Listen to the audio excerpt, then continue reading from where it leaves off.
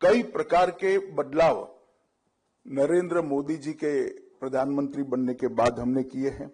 2018 में भगोड़ा आर्थिक अपराधी अधिनियम हम लेकर आए और इसके तहत सरकार को आर्थिक भगोड़ों को भारत में स्थित संपत्तियों का जब्त करने का अधिकार भी दिया गया। लगभग 4 साल के अंदर ही हमने $2 बिलियन की रिकवरी करी है। ये बहुत बड़ी सिद्धि है, मगर उसको और तेज गति से हमें आगे बढ़ाना है। मनी लॉन्ड्रिंग के कानून को भी और ज्यादा सख्त और पुख्ता बनाया गया है और लगभग $12 बिलियन की संपत्ति एक प्रकार से 14 से 23 के बीच में अटैच करने का काम हुआ है। सीबीआई ने अंतर्राष्ट्रीय स्तर पर भगोड़ों को पकड़ने के लिए एक विशेष ग्लोबल ऑपरेशन सेंटर स्थापित किया है, जो दुनिया भर की पुलिस से रियल टाइम समन्वय स्थापित कर रहा है।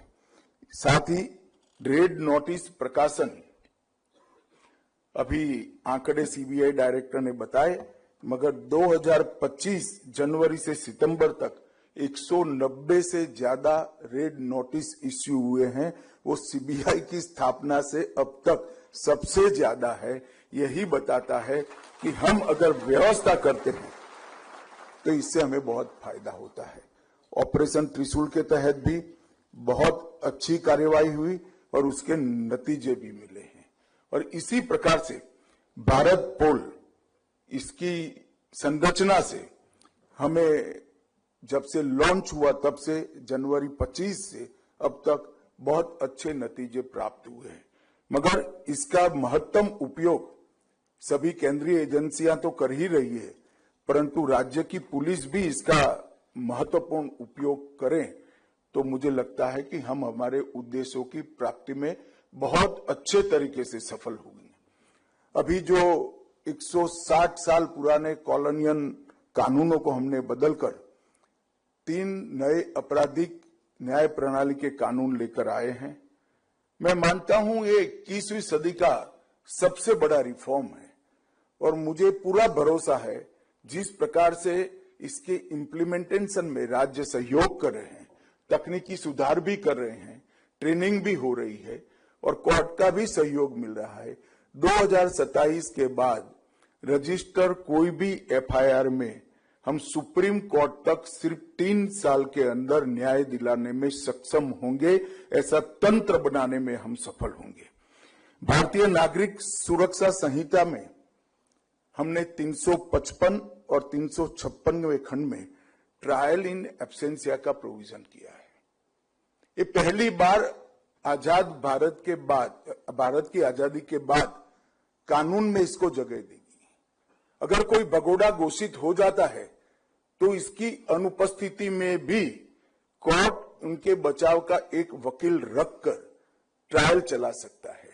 और हम सब समझते हैं कि एक बार वो भगोड़े से सजा याफ्ता बन जाते हैं तो इसका अंतर्राष्ट्रीय कानूनों में स्टेटस में बहुत बड़ा बदलाव आ जाता है।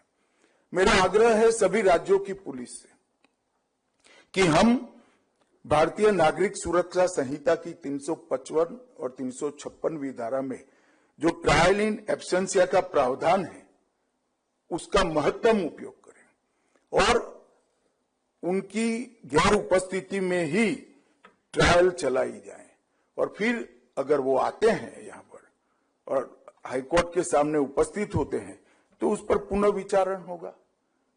मित्रों, आज ये जो इनिशिएटिव लिया है और ये तीनों चीजें, इसमें से जो एक्शनेबल पॉइंट्स निकलेंगे वो भारत पोल और ट्रायल इन एब्सेंशिया, ये तीनों को समायोजित कर एक ऐसा तंत्र बनाने की जरूरत है जो राज्यों की पुलिस में भी हो, केंद्र की सभी एजेंसियों में भी हो और सीबीआई इसकी अधिकृत रूप से देखभाल करे। हमने कुछ चीजों पर इस सम्मेलन में विचार करना चाहिए, तो एक्शनेबल पॉइंट जो निकालने हैं इसके लिए मेरे मन में कुछ सुझाव थे, मैं इस सभागार में रखना चाहता हूं।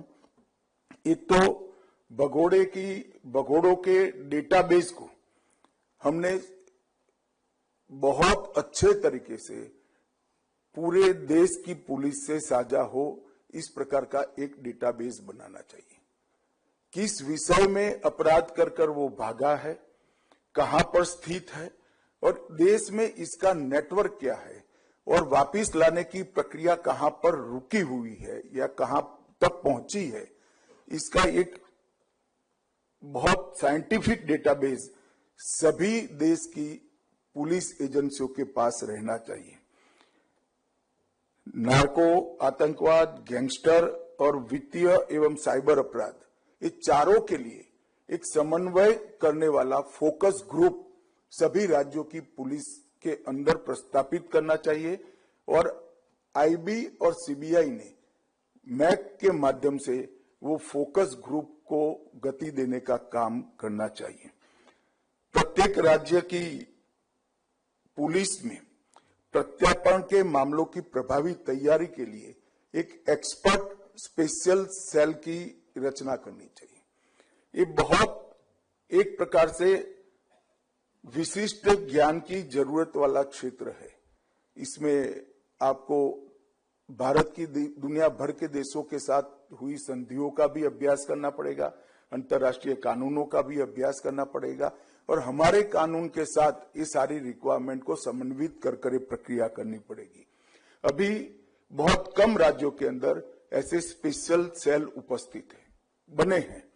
मेरा आग्रह है सभी राज्य पुलिस के मुखियाओं को कि आपके राज्य के अंदर स्पेशल सेल की निर्मित जल्द से जल्द करा देनी चाहिए और इस सभी सेल को, स्पेशल सेल को मार्गदर्शन देने के लिए सीबीआई में भी एक प्रत्यर्पण अनुरोधों की समीक्षा के लिए समर्पित प्रकोष्ठ अलग से बनाने की जरूरत मैं देख रहा हूं। इससे होगा तो ये सेल जो काम कर रहे हैं उनका उत्साह भी होगा। ज्यादा से ज्यादा ट्रायल इन एब्सेंसिया के धारा का उपयोग करना चाहिए। प्रत्येक राज्य में भगोड़ों के लिए एक विशेष कारागृह जो अंतर्राष्ट्रीय मानकों को पूरा करता है ऐसा बनाने की जरूरत है, क्योंकि उनका विदेश की कोर्टों में यही आर्गुमेंट रहता है कि यहाँ के कारागार ठीक नहीं है, इनके मानव अधिकारों की चिंता नहीं करेंगे। मैं इससे सहमत नहीं हूं, मगर बहाना भी है तो हमने क्यों रखना चाहिए। हरेक राज्य के राजधानी में एक ऐसा सेल बना देना चाहिए जो अंतर्राष्ट्रीय मानकों को पूर्णतया पूरा करता हो।